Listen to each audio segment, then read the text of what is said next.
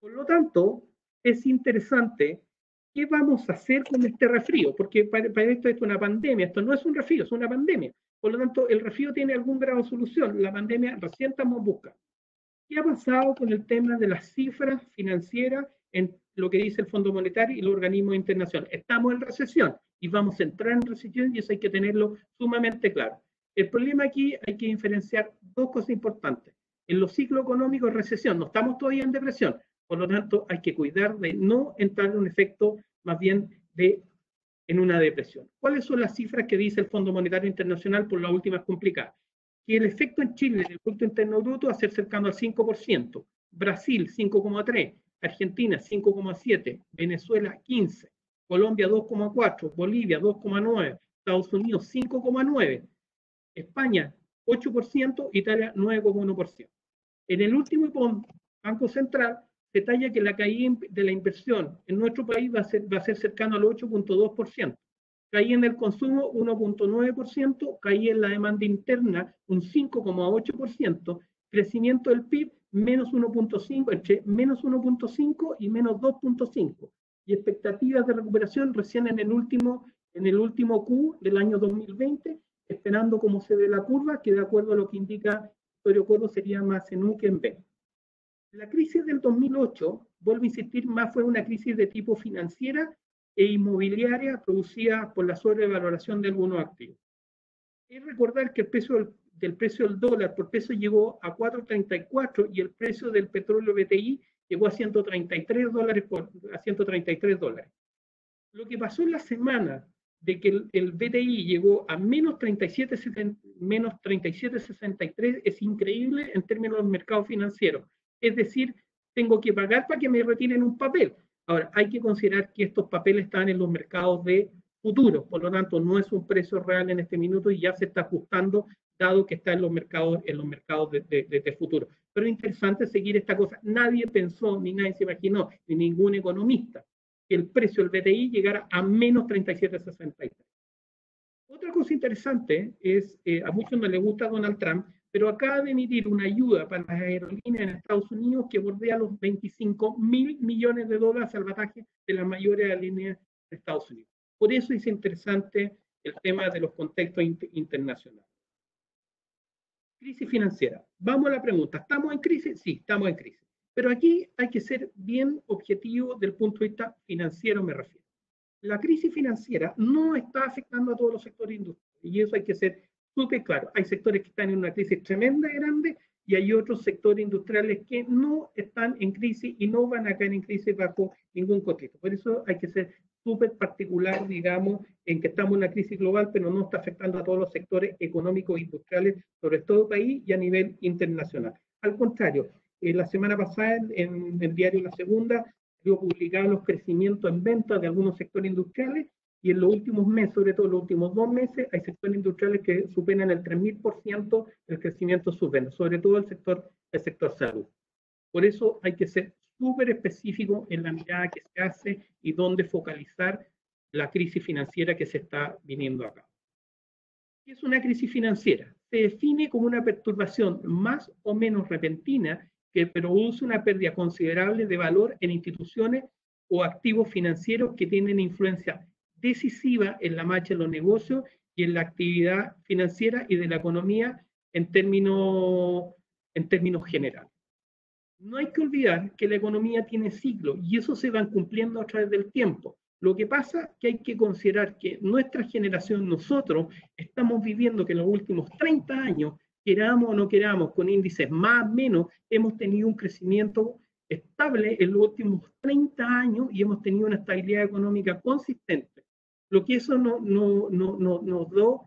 da es decir de que en el mediano plazo nuestra concepción era esto no va a cambiar, estamos tranquilos. Y eso nos da, en términos de inversión en activos financieros, inversión en acciones, inversión inmobiliaria, crecimiento, proyecciones que centramos nuestra idea en un crecimiento sobre la base que nuestra economía está creciendo. Podemos discutir si un 5, un 3, un 2, pero en crecimiento. Y eso nos daba una perspectiva totalmente diferente.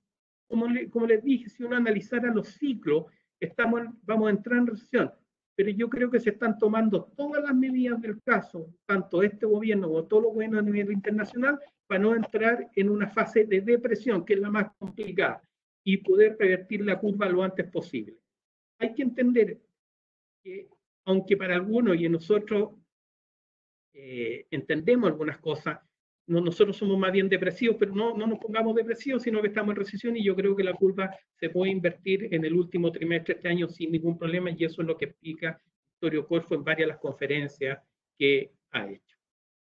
Algunos alcances que me gustaría hacer que para mi juicio son bastante importantes y me gustaría que tomáramos en cuenta.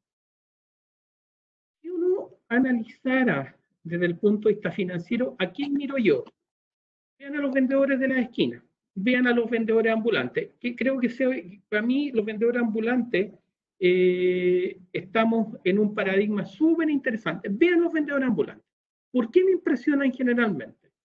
Hoy día ya están vendiendo mascarillas y están vendiendo alcohol. Si llueve van a vender paraguas y y si hay sol van a vender otras cosas. Es increíble la capacidad de adaptación que tienen. ¿Y por qué los miro? Por los siguientes puntos. Estos vendedores ambulantes que ustedes los ven y yo los veo desde el punto de vista financiero, desde el punto de negocio, he conversado con ellos muchas veces para ver cuáles son las rentabilidades, cómo operan, de dónde sacan sus mercaderías, cuál es la rentabilidad que sacan al negocio. Primero, tienen claridad del efecto oportunidad de producto. Lo tienen sumamente claro. Hoy están vendiendo mascarilla y alcohol gel. Son flexibles y se adaptan a las condiciones del mercado. Y esto es una cosa que deberíamos aprender mucho nosotros. Es cierto que no es extrapolable, pero aprendan de la experiencia de esta gente para poder extrapolar eso a los diferentes negocios que nosotros podamos tener hacia adelante. Claridad del efecto oportunidad del producto. Son sumamente flexibles y se adaptan a las circunstancias del mercado. Si el día es paraguas, si es alcohol gel y mascarilla, si son helados, son bebidas, tiene una capacidad increíble de oportunidad de producto. Segundo, alta capacidad de determinar demanda. ¿Saben dónde está la demanda? Saben dónde están y efectivamente pueden concentrarse en los lugares donde están los tipos de demanda para poder vender su producto. Tienen una capacidad estratégica para definir los puntos de venta que es increíble. Incluso modificando el tipo de demanda y flujo de clientes. Saben la esquina, saben dónde tienen que vender, saben a la hora que hay taco para poder vender. O sea, tienen claramente especificado claramente sus puntos específicos estratégicos. Claro, hay que entender de acuerdo que estos tienen una actividad bastante más diferente para proteger sus zonas de venta, digamos. Diferente ahí en tema de lo que podemos hacer en los mercados. Selección del tipo de producto. Claramente saben con mucha demografía y estratificación cuál es el cliente que quiere, dónde y en qué minuto. Concepto de precio, cuánto tienen que cobrar. Es un negocio de flujo y ellos saben que no pueden cobrar 350 pesos porque no tienen vuelto, entonces tienen que cobrar 1.000, 2.000, cifras exactas que la persona rápido en una esquina sea capaz de dar vuelto y poder diferenciar de precio. Ellos tienen claridad del costo y rentabilidad que quieren sacarle. Algunos, para que no sepan, la rentabilidad que le sacan al producto es del 100%. Y es en efectivo. Y son compañías sin activo. En realidad, interesante, véanlo, analícenlo y se van a hallar una perspectiva diferente de lo que son las determinaciones de demanda o cómo pueden ellos sectorizar el mercado. Entiendo la perspectiva es diferente, pero una de estas cosas a veces puede sacar experiencias bastante grandes con respecto a este tipo de sectores afectados. Tal como indiqué, hay sectores que se han visto afectados o se verán afectados, pero otros, diferente a lo que se puede determinar, tienen un tremendo potencial de crecimiento hacia adelante. Voy a definir 3 zonas específicas. Zona potencial de pérdida, zona neutra y zona potencial de ganancia. ¿Dónde están las zonas potencial de pérdida? Turismo y todo lo que es hotelería. Todo lo que es sector, sector de aviación y posiblemente el sector marítimo. Todo lo que es comercio y retail. Todo el sector automotriz, construcción y todo lo que tiene que ver con inmobiliaria. Todo lo que es manufactura no relacionado con temas de salud y todo lo que son servicios financieros. Esos están en una zona potencial de pérdida tremenda.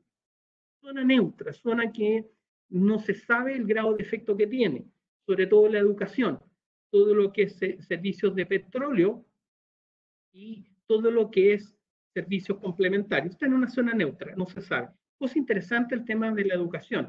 La educación por año se determinó que era un sector industrial que no estaba afecto a las contingencias de mercado. Es decir, pasara lo que pasara en la economía o en los sectores industriales, este sector no se iba a ver afectado en ninguna circunstancia. resulta que ahora sí está siendo afectado. A lo mejor ni para adelante ni para abajo, pero sí en una cosa relativamente pareja. ¿Ok? Potencial de ganancia. Qué interesante algunos sectores cómo están creciendo y cómo, si bien el efecto es puntual, pero sí se ve potencial de ganancia. Agricultura, todo lo que es comercio electrónico, todo lo que son servicios de Internet, y me refiero entre comercio electrónico e Internet, delivery, despacho a domicilio, todo lo que es el efecto comercio. Les puedo dar un detalle, le puedo dar un detalle súper claro. Mi hija viene a Estados Unidos, está estudiando, y una de las cosas impresionantes, está en un estado más chico que en North Carolina, pero ellos decretaron cuarentena el 5 de marzo. Y todos los abastecimientos se demoran 3 a 4 días, están vía Amazon o vía comercio electrónico. Lo que aquí ya estamos tomando conciencia, y en el caso ya se está replicando en todos los países, y hoy día es un sistema alternativo, lo tiene Falabella, lo tiene Toto, y están funcionando, yo creo que bastante bien en términos del potencial que tiene y el potencial futuro. Hay que tomarlo en cuenta en términos de todo lo que es ese negocio con lo que son las cosas que se tienen que tener, distribución, bodega, almacenamiento, etc. Lo otro que tampoco está en zona de ganancia son todos los elementos de cuidado personal. Y aquí una anécdota. En mi casa, y yo creo que mucho nos pasó de nuestra generación, tengo 57 años, es que mi madre era súper estricta con respecto a lavarnos las manos, teníamos que antes de comer lavarnos las manos, peinarnos y peinar, una serie de regulaciones que teníamos de chicos que después como que se fueron perdiendo y hoy día volvieron. Por lo tanto, no hay que olvidar las antiguas cosas porque hay cosas que eran bastante antiguas pero están volviendo de forma bastante fuerte. Una cosa hoy día lavando las manos de forma permanente era una costumbre bastante asidua antes y hoy día la hemos retomado en buena hora. Otros que están en zona potencial de ganancia son los supermercados, todo lo que son industrias procesadoras de alimentos, y los que están en el top hoy día de potencial de ganancia, dado el evento, lógicamente, es el tema de los servicios. Por lo tanto, hay que ser súper claro con respecto a en la zona donde estamos y cuáles son los potenciales. Aquí no hay que, yo creo que las crisis como este tipo, y lo miro desde el punto de vista financiero, hay que empezar a ver dónde están principalmente, dónde están las oportunidades que podemos lograr. Entiendo que no son fáciles, pero yo creo que uno tiene oportunidades de negocio, existen, y uno en situaciones de crisis aprovecha estas oportunidades para poder buscar dónde están específicamente. Un ejemplo de oportunidades de negocio que le doy donde yo estoy participando, el tema de sistemas robóticos para minería. Hoy día todos los sistemas robóticos, todos los sistemas digitales y todos los sistemas de transformación está súper en alza.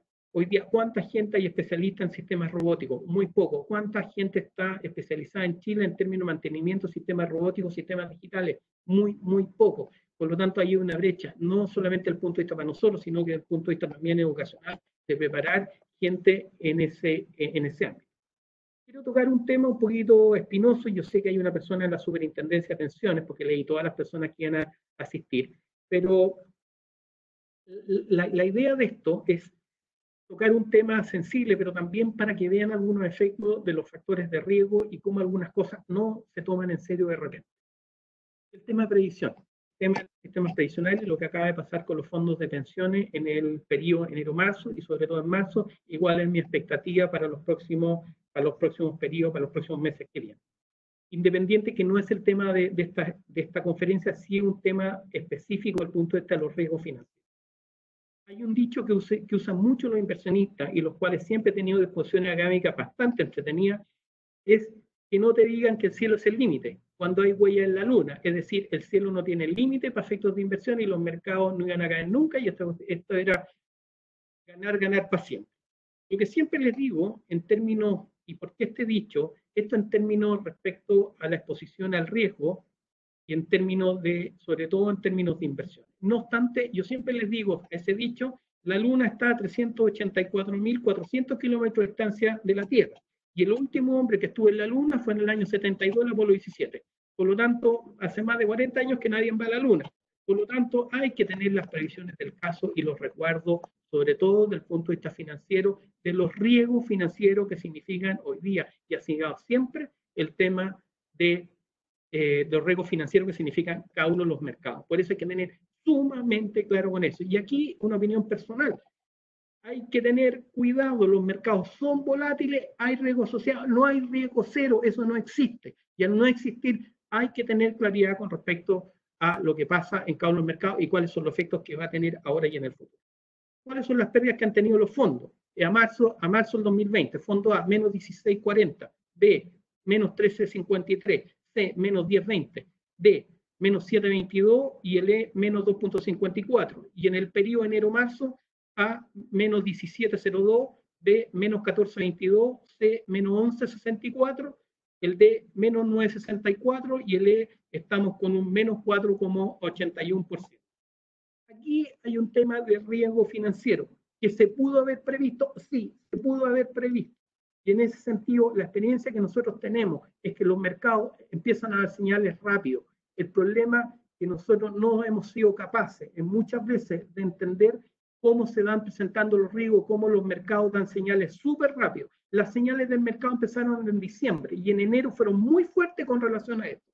Y la única crítica que yo puedo en ese sentido, es una enseñanza financiera, por eso en este caso herramientas, y por eso súper claro, herramientas. ¿Qué herramientas? De que el tema no se previó el tema del riesgo, y en ese sentido es súper importante que la autoridad o en este caso súper de pensiones debió haber tomado medidas de restringir los tipos de inversiones y haber hecho un poco más conservador en algunas cosas. Lo que nunca he entendido por qué un fondo E tiene pérdida, vuelve a insistir, no es un cero riesgo, es conservador. Por lo tanto, yo creo que una de las medidas que deben tomar ya es tomar un fondo F, ya crear un fondo F y específicamente un fondo con cero riesgo potencial. ¿Ok? Eso es lo que yo les puedo hablar en este minuto en términos de potencial. ¿Por qué toqué el último texto? Por el tema de riesgo exclusivamente. Cuando uno habla en finanza o uno habla en términos financieros, generalmente hay tres elementos en finanzas que son relevantes, para después ver cuál es la herramienta financiera que podemos utilizar y cómo los puedo ayudar a cada uno de ustedes en mejorar las predicciones que tienen cada una de sus empresas, cómo podemos ayudarlo en diferentes circunstancias. Todos los paradigmas financieros que nosotros pensábamos que podían pasar se rompieron. Hoy día ya no existen paradigmas. Vamos a empezar a aprender y la mayoría de los que están sentados como gerentes de finanzas, gerentes de inversiones, van a hacer un doctorado en inversiones. Porque lo que están viendo hoy día no se ha visto nunca. Y si no se ha visto nunca es porque vamos a terminar aprendiendo a trabajar lo que se llama causa-efecto y aprender a hacer y tratar de sacar la situación lo mejor posible. Pero cuando yo he hecho clases de finanzas, una de las cosas interesantes y cosas que sí me interesan enseñarle a mis alumnos y se los transmito es, volvamos a las cosas básicas. A veces nos centramos en modelos econométricos, regresiones lineales, modelos de software que nos entregan respuestas instantáneas, pantallas con comunicaciones internacionales, una serie de cosas. Pero cada vez que le pregunto a una persona, bueno, vamos a la base, pues enséñame cuál es la base de la pirámide para la enseñanza. Y ahí empezamos a fallar.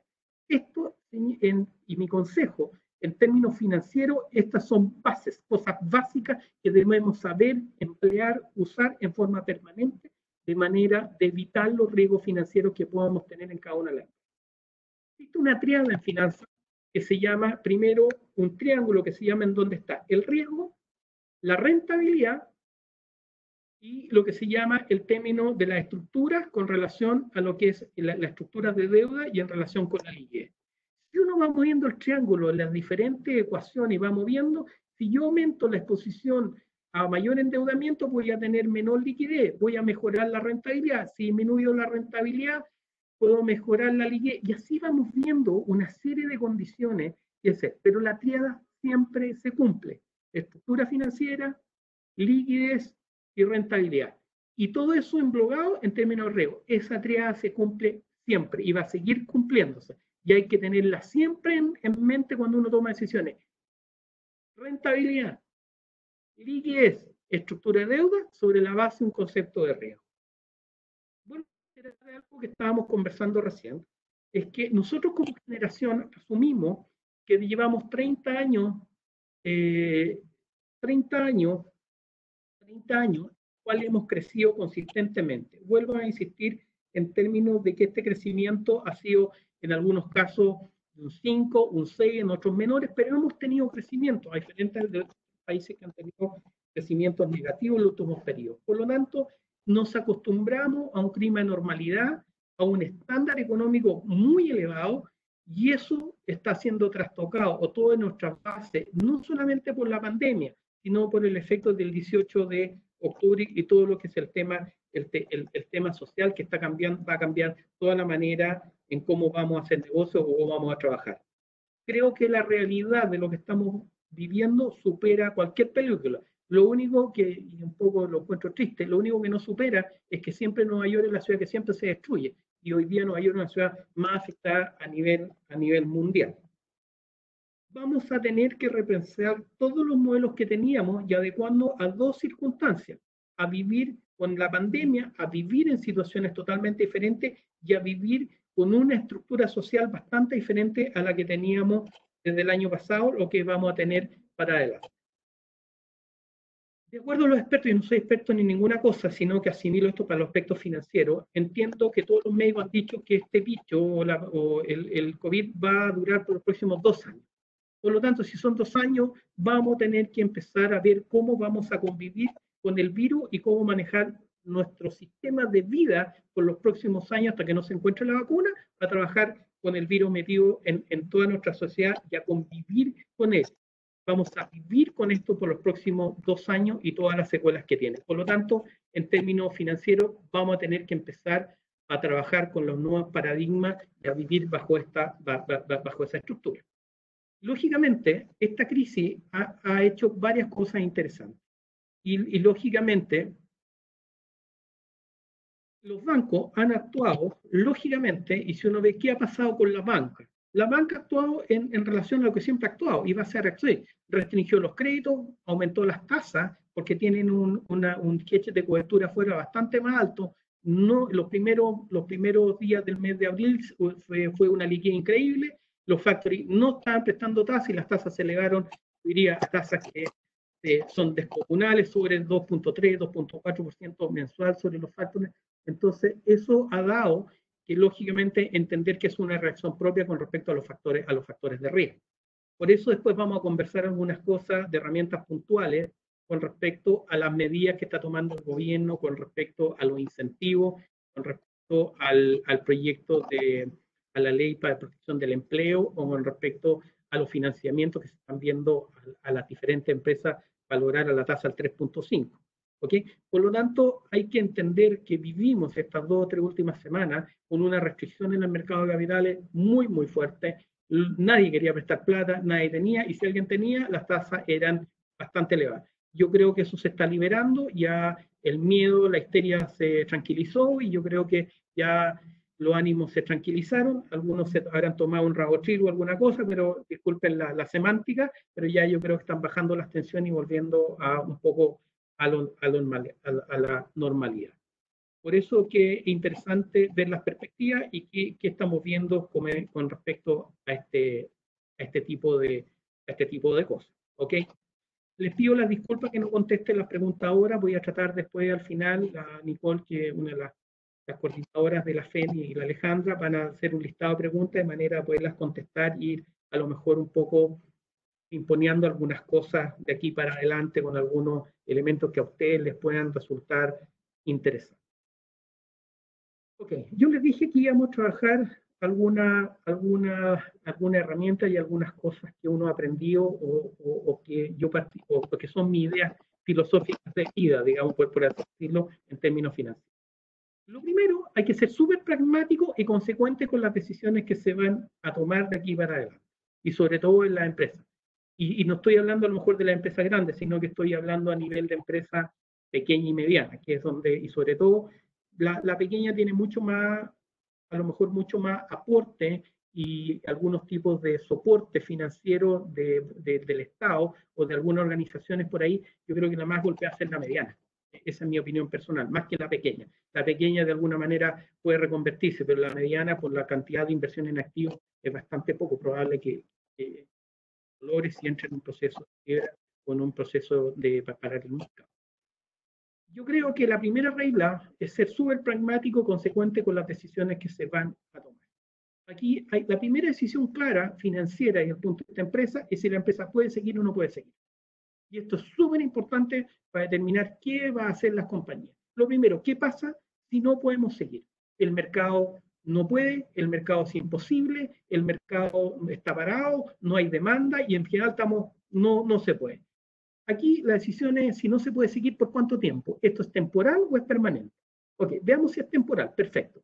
Hay instrumentos rápidos que se pueden obtener y que los encuentro buenos. Por favor, aquí no seamos semánticos, ni aquí, por favor, yo no tengo ninguna tendencia ni izquierda ni derecha. Soy académico y me gusta debatir opiniones. Y por favor, algo súper importante, esta charla es de debate académico, abierto. Aquí todas las posturas son válidas para que no aquí ninguna restricción a ninguna, por favor. Hay que ser súper pragmático, le digo, en este caso. Primero, si la empresa no va a funcionar solamente temporalmente, ¿qué le sugiero yo? Estudie lo que son la ley de protección del empleo. Yo creo que es una buena herramienta, es súper fácil, pero tenemos que tener claro cómo se tiene que usar, cómo se tiene que implementar y cuáles son los costos para la empresa de esto, porque si hay costos. El tema de tener que pagar las imposiciones, el tener que mantener un equilibrio mínimo de sustentabilidad. Por lo tanto, si no puede seguir la empresa temporalmente, tomen esa herramienta que es buena, no es mala, no atenta tampoco ¿cómo se llama?, al tema del empleo, sino que es una protección para que la empresa, una vez que retome el mercado y vuelva a poder funcionar, se echa a andar la máquina, la empresa pueda seguir funcionando sin ningún problema. ¿Qué pasa si no hay caso? No tenemos solución. Entrar en lo que se llama la ley de quiebra, o ya no es ley de quiebra, sino que es ley de emprendimiento e insolvencia. Ahí la ley tiene dos mecanismos que son importantes. Lo primero, entrar a negociar con los proveedores. No es la quiebra inmediata, si aquí no es quiebra, entrar a los procesos que significa esto. Lo primero, entrar a la renegociación de las deudas. Yo creo que es una buena medida, entrar a renegociar las deudas y ver si la empresa tiene factibilidad sobre la base de los proveedores que le den algo de oxígeno y poder funcionar. Y si no, definitivamente es la cesación, entrar a la quiebra. Vuelvo a insistir, muchas veces son penosas las decisiones, pero también hay que tener conciencia de los tramos o elementos decisionales que uno tiene que tomar. Hay elementos muy buenos si uno tiene que parar temporalmente. Vuelvo a insistir, lean la ley de protección al empleo, uno tiene que tenerla súper clara y sobre todo la gente de recursos humanos, cuáles son los pasos, cuáles son los beneficios, cómo hay que hacerlo, los documentos que hay que emitir, qué hay que hacer con los trabajadores y cuáles son los beneficios que tienen los trabajadores. También para comunicarse, el trabajador tiene que tener claro, no puede estar asustado por estas circunstancias, sino que cuáles son los beneficios que tiene, por cuántos meses y cuántas son las que va a tener que hacer para poder hacer este tiempo que requiere para pero seamos pragmáticos y seamos para decisiones. Yo creo que una cosa interesante es que yo creo que siempre hay oportunidad de seguir. Por lo tanto, hay que seguir viviendo. Financieramente, si vamos a seguir funcionando, y vuelvo al punto inicial de esta charla, volvemos a las cosas básicas e importantes de esto. Lo primero, financieramente, las empresas no viven por rentabilidad, viven por flujo. Por lo tanto, hay que entender no el estado de resultados o que las proyecciones financieras que se hagan sean sobre la base del estado de resultados, sino que se trabajen los flujos de caja. Eso es lo que impacta.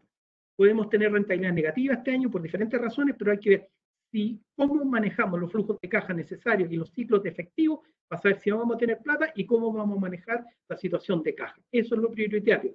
Y olvídense cualquier indicador de ROA, ROE o cualquier indicador que ustedes puedan medir. Hoy día el indicador que tienen que tener sobre el escritorio es el flujo de caja y los indicadores de cómo se está comportando la caja. Les doy un dato. Me ha tocado revisar un montón de empresas y dentro de la empresa lo primero que pediga, tráeme el estado de flujo efectivo. Y es como si hablara chino mandarín, aprovechando que está de moda, digamos.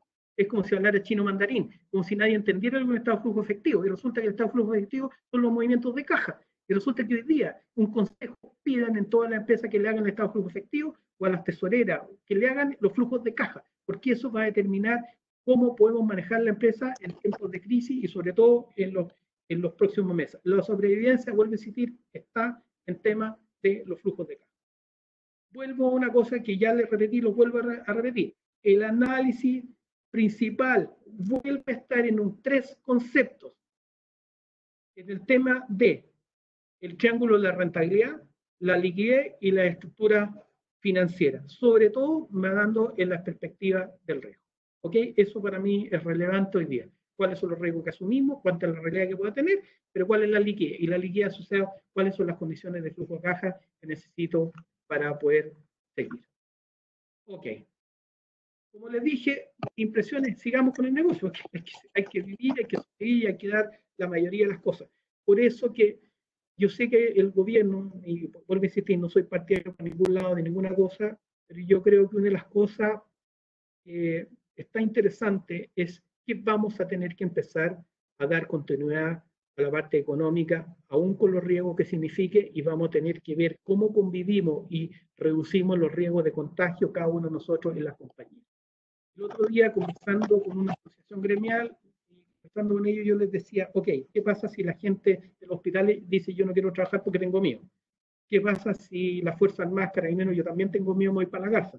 ¿Qué pasa si la gente que retira la basura, a la cual los admiro, y cada vez que paso le doy un aplauso y le subo las manos porque hay que ver el esfuerzo que significa para la gente que está en este minuto recogiendo la basura en nuestros hogares, lo que significa eso y la posibilidad de contagio? Pero ahí están. Entonces, hay que entender que vamos a tener que hacer un aporte nosotros con todas las medidas de resguardo que significa. Yo en este minuto estoy en la empresa donde trabajo de asesor, y ¿qué estoy haciendo? Estoy haciendo la conferencia, pero estamos tratando a como sea posible mantener la faena. Estoy solo, estamos separados más o menos casi a 5 metros en todos los escritorios, separados muy lejos las personas, pero tratando de mantener la faena productiva, porque eso significa en esta empresa 280 personas que si tenemos un problema se quedan sin tiempo. Entonces, estamos haciendo un esfuerzo tremendo, pero también sobre la base de cuidarnos, limpiar, etc. Eso es lo que esfuerzo que debemos de hacer para continuar también en una perspectiva de funcionamiento financiero. Algunas ideas, 4 ideas súper fuertes y herramientas para ustedes de lo que deberían hacer. Lo primero, hago una evaluación súper rápida para determinar dónde está parado financieramente. Revisen el tema de los flujos de caja, vean cómo se están comportando y cuáles son las variables relevantes de estos flujos que a ustedes les pueden afectar. De manera de determinar las variables estratégicas de efecto que tienen a través del efecto causa-efecto que puede tener si mueven una variable sobre otra variable, para determinar cómo están financieramente. Pero financieramente el punto de vista de flujo. ¿Son sustentables o no son sustentables? ¿Tengo financiamiento o no tengo financiamiento? ¿Y cómo puedo seguir en los próximos meses funcionando sobre la tasa que hay que poner modo? No es modo avión en este caso, modo crisis. Y el modo crisis por los próximos 4 meses hasta que la economía se revierta, que las previsiones que hacen que a contar de octubre de este año, es lo que dice Victorio Cuervo y la mayoría de los especialistas económicos. Segundo elemento importante para usted, identifique dónde, en qué mercado está, si puede reinvertirse, no puede reinvertirse, y sobre todo, 3 elementos de análisis. Volumen de venta que tiene, a qué costo está vendiendo, al término de precio, y cuál es el ciclo de evolución de esas ventas en términos de flujo. Segundo, key factors, que le llaman los gringos. Determine cuáles son las variables relevantes de decisión que tiene y cómo le afecta. Un ejemplo, yo estamos asociados a temas mineros. ¿Qué me afecta a mí? Tengo 2 líneas de negocio, perforación y tronadura y análisis químico, análisis de muestra para minería. ¿Cuáles son mis key factors? En términos del lado de la perforación y tronadura, el precio del nitrato a nivel internacional. ¿Qué hicimos hace más de un año? Indexamos en el contrato el precio del nitrato, y el contrato está en dólares, por lo tanto, hasta en dólares con precio indexado en nitrato, estoy hedgeado. Y lo otro, que pagan el contrato a 30 días. Por lo tanto, tengo un hedge natural en términos de precio, en términos de volumen y en términos de carga. En términos de lo que es el laboratorio químico, sé que hay una persona de Codelco, está en el laboratorio. ¿Qué se hizo en el contrato? Un pago mínimo garantizado para poder pagar los costos financieros de la compra de equipamiento. ¿Qué me permite eso? Poder pagar sueldo y poder pagar todo lo que es la compra de los equipamientos que hice. Por lo tanto, hay un hedge natural. Por lo tanto, lo importante es cada uno cuando hace esto, cuáles son los key factors, los factores esenciales que determinan la sobrevivencia y por cuánto tiempo. Segundo elemento de análisis. Conceptualice los escenarios que tiene, pero no del punto de vista de las proyecciones como estado de resultado. Conceptualice los escenarios sobre la base de los comportamientos de los flujos de caja que tiene.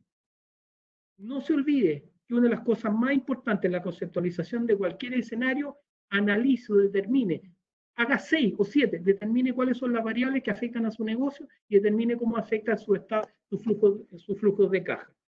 Tercer elemento, analice haga lo que se llama un estrés financiero. ¿Qué es un estrés financiero? Calcular los peores escenarios que se pueden ver si no se cumplen los paradigmas. Le doy un ejemplo. Mi estrés financiero con respecto a los flujos está dado principalmente por un efecto de cuánto paga Codelco. Codelco paga 30 días, pero 30 días desde que se emiten los estados de pago. Y desde que se emiten los estados de pago hasta que me terminan pagando, pasan un poquito más de 90 días. Por lo tanto, yo sé que mi estrés financiero pasa que tengo que financiarme durante 90 días antes que pueda yo seguir financiando. Y desde que emiten el estado de pago hasta que me pagan son 30. Por lo tanto, tengo 60 días necesariamente que tener los costos financieros de funcionamiento y tengo 30 más para antes que me paguen. Por lo tanto, eso me hace ver qué voy a ir a buscar al mercado preciso y conciso en términos de financiero. Después les voy a dar algunos datos súper sabrosos de las cosas que voy a hacer hoy día. Y lo otro, estamos en crisis. Por lo tanto, concéntrese en el área estratégica.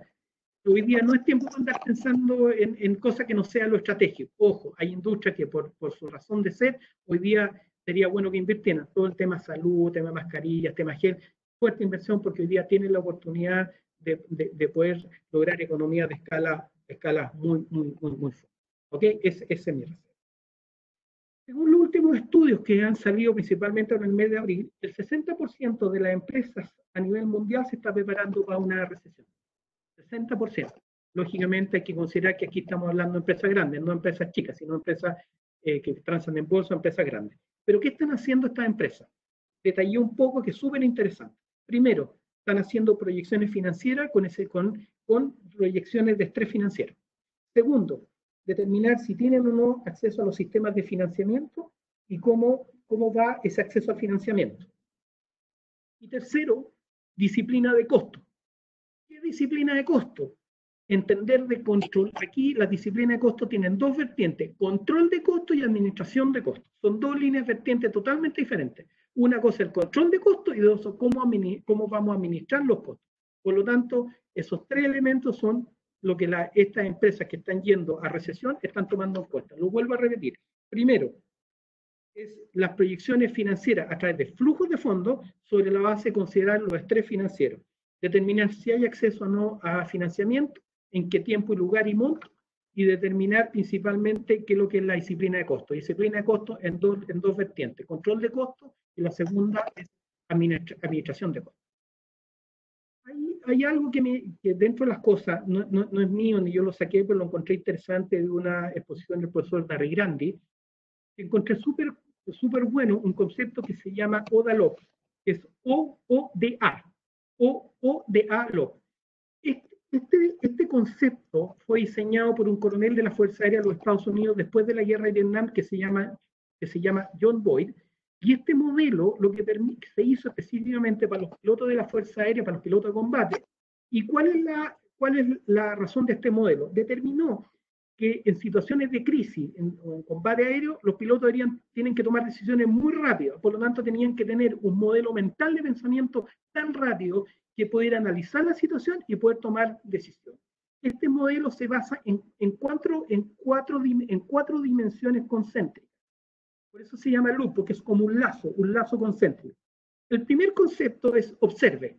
¿Qué observe? Observe las circunstancias, tome la información externa, tome la información del ambiente, tome los elementos de guía y control necesarios, observar.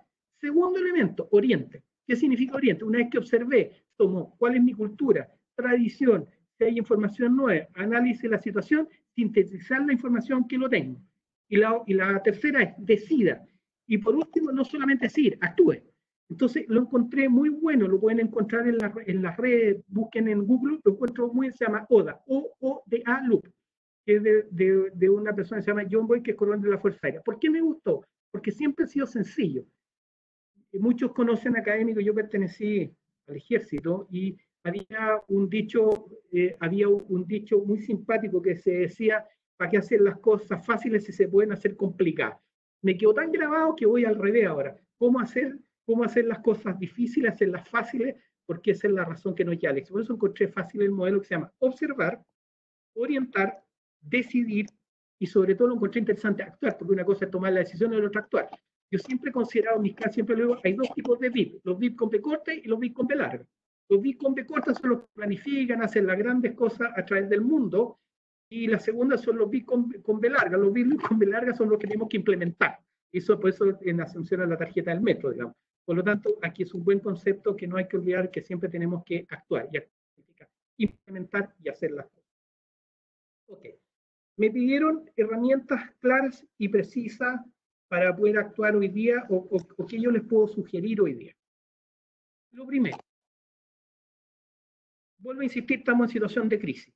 Por lo tanto, el gobierno está tomando una serie de medidas para dar continuidad a las compañías y inyectar de alguna manera liquidez al mercado. Vuelvo a insistir, esto es una apreciación financiera, no desde el punto de vista económico, no desde ningún punto de vista financiero. Bueno, aprovechemos las circunstancias, y aquí hay que aprovechar. Dado que el gobierno se está sentando a dar medidas de coyuntura y apoyo a la pequeña y mediana empresa, inclusive a la empresa grande, hay que sentarse a negociar. Primero, tómense a negociar con los bancos. Sé que hay gente de banco, por favor no me malinterpreten. Aquí hay que sentarse a negociar con los bancos, punto. Y sentarse a negociar súper duro en la perspectiva, ¿saben qué más? Hay que, no, ojo, lo que está dando todos es inyectar capital. ¿Qué significa?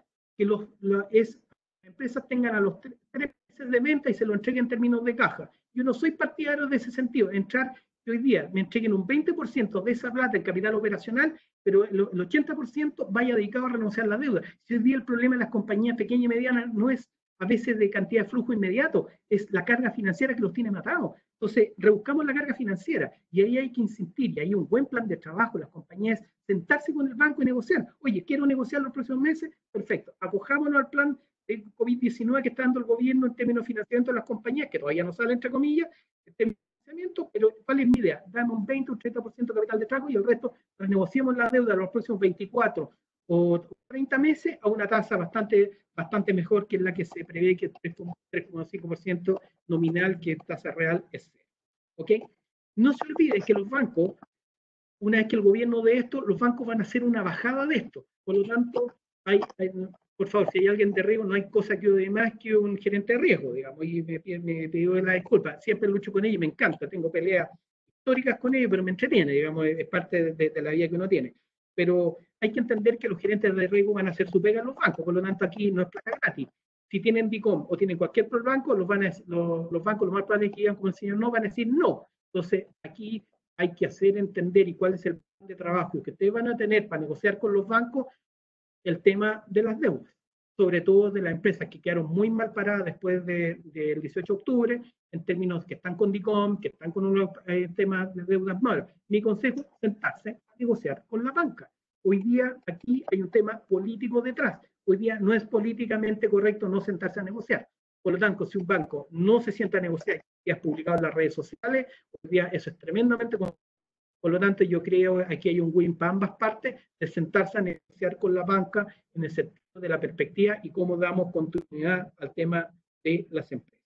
Por lo tanto, yo creo que hay una manera de conseguir capital de trabajo. Segundo, trabajo con los factoring. Yo creo que los factoring es un tema bastante complejo, pero los factoring son los que dan mayoritariamente financiamiento a la pequeña y mediana empresa. Por lo tanto, son necesarios, sí, absolutamente. ¿Tienen tasa alta? Absolutamente. ¿Factor de riesgo? Bien. Pero tienen tasa alta. Pero de las cosas que me dio bastante buen resultado con el tema de los factores y es determinar cuánta facturación yo tengo. Entonces, cuando yo analicé la facturación de la compañía donde soy, determinamos que teníamos aproximadamente 8.000 millones en facturación de ¿quién? De Codelco o empresas de primera línea. Eso tiene un gancho para ir a negociar. ¿Qué negociamos? Yo te paso las facturas durante todo el año, pero tú me das 100 millones para capital de trabajo. ¿Cuál es mi problemática? Tener que pagar los sueldos los días 30 o los 15 los anticipos, que en términos de faena no se perdona. Perfecto. Dame para pagar los anticipos, dame para pagar los sueldos a final de mes, porque los estados de pago salen los primeros 5 días de cada mes, y si tú me das eso, yo te entrego las facturas del año. Por lo tanto, un factor puede tener 8.000 o 10.000 millones en facturación de otras empresas de primero. Aquí hay que entender, ¿lo pueden hacer? Sí, sí lo pueden hacer, y lo han hecho. Les puedo dar, si quieren, después por interno, le pido a la Nicole o a la Alejandra que le manden mi correo y con mucho gusto les doy a personas con que yo he trabajado y que están dispuestos a hacerlo sin ningún problema. Pero se puede, sobre la base de entender qué estoy negociando, pero tener claro cuántos son los recursos que necesito para los próximos meses o pedir. Pero que se puede, se puede. ¿Ok? Segundo, va a salir aprobado el Estado, digamos, el tema de financiamiento de garantía se va a aprobar. Lógicamente, va a tardar tiempo. Yo no veo esto que sea antes de un mes o mes y medio que los bancos no estén con los temas operacionales funcionando para que las empresas puedan hacer estos financiamientos. Y lógicamente los bancos van a pasar esto por los comités de riesgo, así que eso tenganlo sumamente claro y hay que prepararse para eso. Lógicamente una tasa del 3.5 nominal que da una tasa real cero, yo creo que es bastante interesante. ¿Ok? Los bancos y las instituciones financieras, yo creo que se están abriendo a negociar. Si ustedes vieron la propuesta del Banco BCI, la encontré interesante, no es para empresas, sino que es para personas interesantísimas, lo mismo que lo que hizo el Banco del Estado, con menor condición posiblemente a lo mejor otros bancos que están chuteando la deuda para el no lo está haciendo el BCI, pero yo creo que es interesante que están asimilando una crisis y si no bancos no ponen elementos de negociación sobre la mesa, se puede ver muy complicado el tema de la liquidez del mercado y los bancos ya tienen experiencia de lo que pasaron en los años 80 con respecto a este tipo de cosas. ¿Ok? Por lo tanto, ahí tiene un elemento. Otro elemento de negociación que ustedes tienen financiero. Segundo, Tesorería General de la República. Acaba de sacar la Tesorería lo que se llama un plan económico de emergencia. Perfecto, utilícenlo. Aprendan de qué se trata el plan económico que está dando la Tesorería General de la República y aprovechen ese plan para poder, si tienen deuda con la Tesorería, poder hacerlo. En el caso de nosotros, ya hemos hecho negociaciones con la Tesorería, podemos pagar algunas deudas en 24 meses. Ojo, inclusive IVAs. Si hay empresas que no tienen pagado IVA, acérquense al servicio interno, renegocien, tienen que pagar una parte al contado, que es cercano entre un 20 y un 30% al contado, y después el resto lo pueden renegociar hasta 24 meses. Por lo tanto, aquí hay un plan súper fuerte con respecto a la negociación que ustedes pueden hacer y utilizar instrumentos que son vigentes y están utilizables. Se ocupen los instrumentos. Si el problema es que ojalá alguien les diga, yo usaría el instrumento que está entregando el plan económico de emergencia que está entregando la Tesorería de la República y el plan de renegociación de deuda que está entregando el servicio de impuesto interno. Lo encuentro súper bueno que deberían utilizar. Mi mejor consejo en términos generales, antes de entrar a las conclusiones, en términos financieros, sean prácticos, sean básicos. Mi señora a veces me dice, oh, yo tengo 3 hijas, por lo tanto tengo puras mujeres en mi casa, y me dice, papá, tú eres hombre, pucha que eres básico. Sí, puede que sea bastante básico en algunas cosas, no humanoide, ni mucho menos, pero me dice que soy básico. Entonces, en general, me ha quedado grabado en términos financieros que debo ser un poquitito básico. El básico, me refiero a lavarnos las manos todos los días, el usar mascarilla, el hacer prevención. Eso trasladarlo, esos mismos conceptos al término financiero. ¿Qué significa? No exponernos a los riesgos, actuar un poquito más conservador hoy en día. No estamos en tiempo de épocas de ser agresivos. Ojo, salvo en aquellos sectores industriales que por la demanda que están sosteniendo hoy día o por la condición de mercado, necesitan ser, sobre todo ser agresivos hoy día, pero en general hay que ser más conservador. Segundo elemento financiero súper importante, aprovechen los beneficios que está dando el gobierno, transmitan los beneficios de esos beneficios a su gente, sobre todo a los empleados, para que sepan qué están viendo y qué elementos pueden aprovechar, desde el seguro de cesantía hasta cuáles son los beneficios que se pueden optar por la ley de, ¿cómo se llama? El tema del beneficio de la empresa de acogen a la ley de beneficios de la ley de beneficio de empleo. Por lo tanto, yo creo que es importante para todos los gerentes de finanzas y los gerentes de recursos humanos saber claramente las herramientas que tengan. ¿Hay plata? Sí hay plata.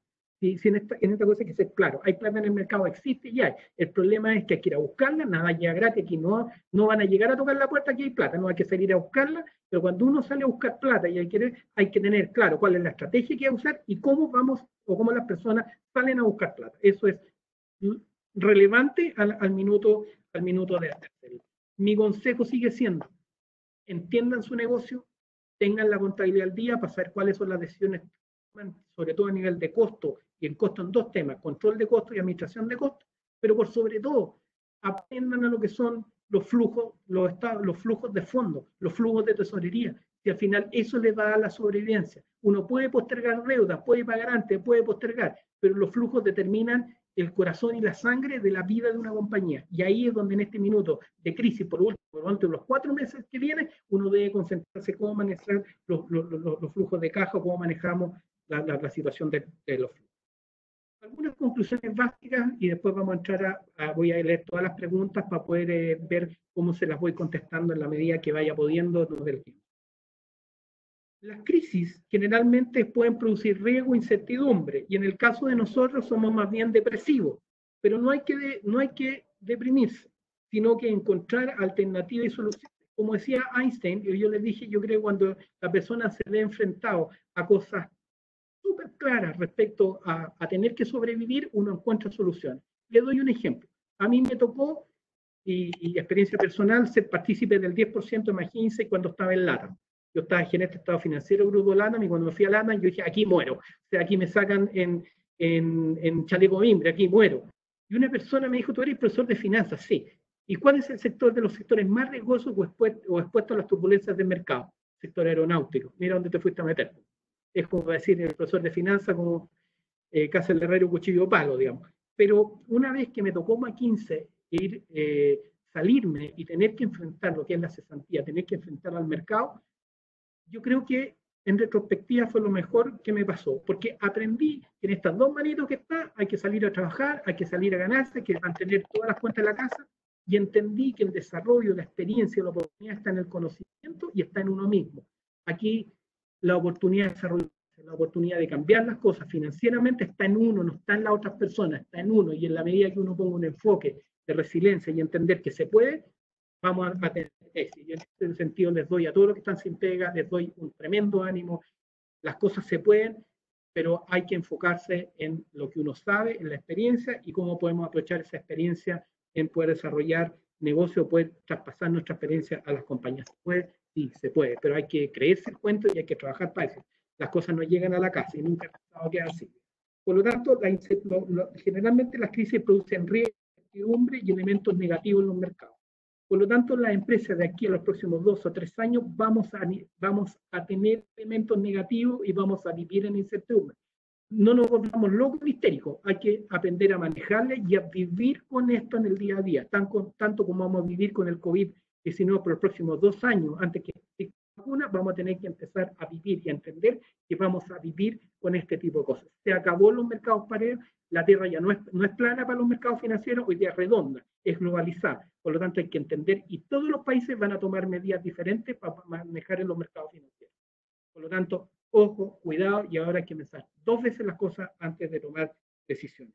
Por lo tanto, las posturas van a cambiar radicalmente en los mercados con respecto a cómo hacer. Imagínense, yo no soy partidario de los mercados futuros, nunca me han gustado y nunca me han mercado los mercados futuros. ¿Cómo será la crisis que hoy día determinó que el BTI bajara a un poquito menos de $37 el barril? O sea, eso es increíble lo que pasó en términos de lo que son los mercados. ¿Ok? No se olviden, por favor, de las herramientas básicas. Puede que yo sea, como dice mi señora, soy básico en algunas cosas, pero soy básico en términos financieros. No se olviden el término de la triada: rentabilidad, liquidez y estructura financiera sobre la base de los factores de riesgo. Y no se olviden algo importante: calculen todos los indicadores que quieran. Al final del día, el indicador que les va a determinar si viven o no viven hoy día situación de crisis son los flujos de fondos.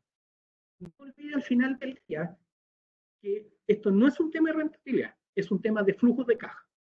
Y el éxito, se lo recomiendo, está ahí. Cómo manejan aquí en los dedos los flujos de caja y si pueden operacionarlo a la mejor forma posible. Sepa claramente la posición financiera que tiene, y eso lo va a saber en la posición que tiene su compañía. No se asuste con los temas si está bien o está mal, sino que sepa cómo está y con eso accione. Y como decía, lo que yo le decía, no solamente decida, actúe, que es lo más importante. Control de costo y administración de costo, elemento fundamental y que ayuda al control de los flujos de fondos. Dada la coyuntura que existe y la necesidad de mover la economía, como les dije, hay programas, hay muchos programas que se van a implementar. Utilícenlo, usen la herramienta. Aquí no es que yo estoy bien, no, si están bien mejor, estén mejor todavía. Por lo tanto, si yo estoy bien con todos los indicadores, vaya a pedir plata y renegocie y renegocie mejores tasas. Ocupen las herramientas que el gobierno va a dar, porque son bastantes y hay que aprovecharlas, no solamente para las empresas, sino que también para cada uno de los trabajadores de ustedes. Y por último, el éxito depende de cada uno y depende de cómo uno quiere enfrentar las situaciones. ¿Cómo lo estoy enfrentando yo? Con buen ánimo. Lo estoy enfrentando con ganas de seguir trabajando, con ganas de hacer cosas y con ganas y motivado todos los días de poder hacer algo en mi trabajo, en las cosas que estoy haciendo. Y por último, esto es un lema que me acompaña y que me gusta: solo quien se da por vencido está perdido.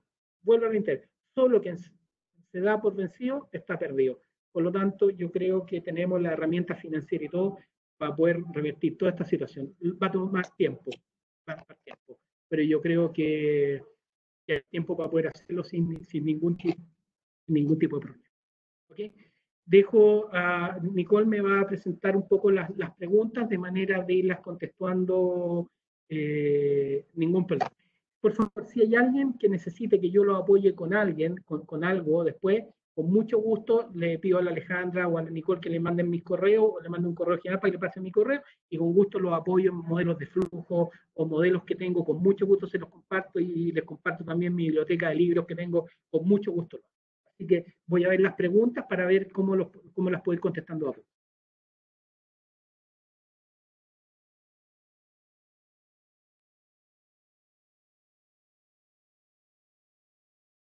Ok. Nico.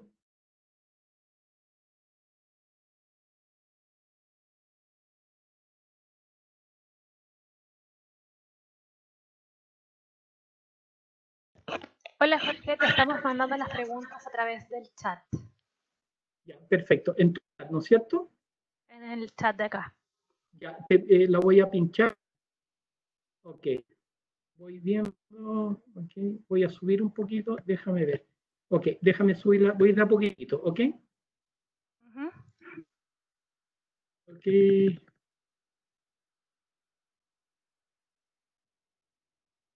Voy a bajar un poco, está más abajo.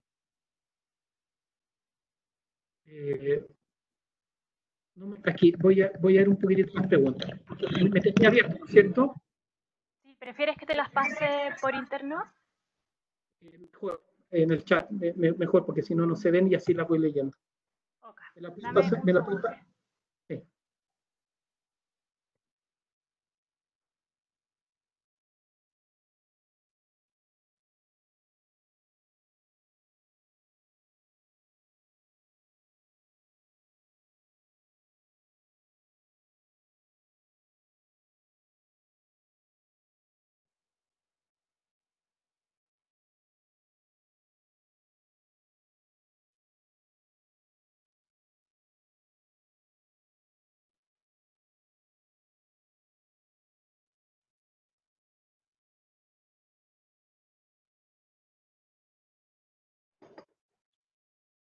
Ok, Nico. Estoy en línea, ¿no es cierto? Ok. ¿Me escuchan bien, no es cierto? Ok, primera pregunta. ¿Qué tamaño tienen los sectores que están creciendo versus los que están decayendo? Me parece cierto, insumos están en alza, pero eso no es representativo de la economía. Efectivamente, no es representativo de la economía. Lo que se refiere a los sectores solamente a los sectores que están en alza o en diferentes zonas. Como les dije, yo creo que los sectores más decaídos es turismo, principalmente hotelería, aeronáutica y principalmente comercio. El retail está muy golpeado en estos minutos, va a costar recuperarse. Ya venía con una situación de crisis proveniente del 18 de octubre. Lógicamente, aquí no hay tamaño, hay sectores. Yo creo que los tamaños son relativos, porque si usted ve en comercio, está afectado desde un comercio chico, de un local. Ayer de un reportaje muy bueno con respecto a los locales de patronato, que están todos cerrados y todos los tienden arriendo, a otros sectores que son bastante más grandes, como el retail tradicional, París, La Polar y otros. Por lo tanto, yo creo que aquí no es de tamaño, es de sector y los tamaños no afectan mucho. Yo creo que está afectando más radicalmente a sectores completos, bastante más transversal que por tamaño. No diría que hay tamaño, sino que es más bien transversal. Otra pregunta, ante la incertidumbre de los mercados y aumento de la volatilidad, ¿sigue siendo recomendable refugiarse en derivados financieros conjuntos o los precios están alterados y es mejor esperar? No me gustan los mercados de futuro. No hay cosas que odie más que los mercados futuros porque termina siendo una apuesta. Y en el fondo entro a casi entrar al enjoy. Vuelvo a insistir, académicamente una opinión personal, salvo en rubro muy específico con el aeronáutico, que tiene un hedge directamente por el tema del petróleo. Pero sigue siendo una apuesta. Sigue siendo para mí los mercados futuros una especulación. Y yo creo que muchas veces es mejor hacer un hedge natural o uno hacer un hedge propio o hedgearse a través de qué? Hedgense con los contratos. Pongan cláusulas en los contratos de reajustabilidad, cláusulas de indexación sobre precios internacionales. Es mejor eso, andar buscando hedge con mercado futuro. Imagínense lo que pasó con el BTI, que eso es mercado futuro, no el precio real del petróleo, ni mucho menos ni el Brent, pero el BTI estaba todo indexado a papel de mercado futuro, y la pelota que quedó fue tremenda, que hoy día te pago por recibir un contrato, o sea, eso es casi increíble. Por lo tanto, no recomiendo, en mi juicio personal mío, los mercados de futuro a ningún contexto, salvo en casos particulares, y a lo mejor a veces es mejor los sistemas de seguros de riesgo. Por lo que está pasando, ¿cuáles serían los sectores más afectados a los que tendrían crecimiento aparte de salud? Aparte de salud, yo creo que todo lo que es manufactura de alimentos, todo lo que es agricultura está creciendo, y todo lo que son hoy día, todo lo que es sistemas de bodegaje y todo lo que son sistemas de distribución.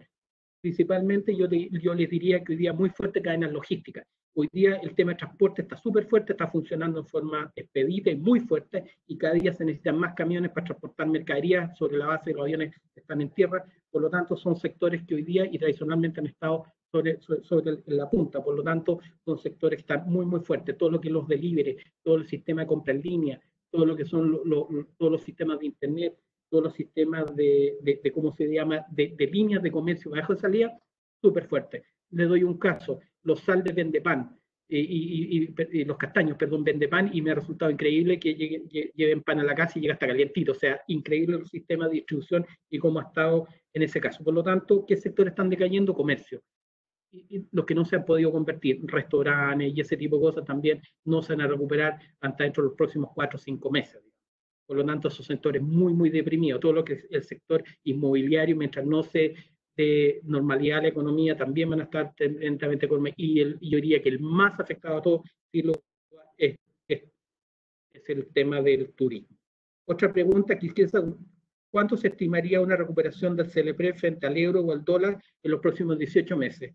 Hay una de las cosas que, si yo encuentro una persona que le apunte al tipo de cambio, le doy el premio Nobel. No hay nadie que yo sepa, ningún economista, que sea capaz de apuntarle ni al precio del dólar, ni al precio, sobre todo al precio del dólar. Inclusive muchas empresas que se dedican a hacer trading, una de las grandes pérdidas que tienen las personas es por transfer dólares.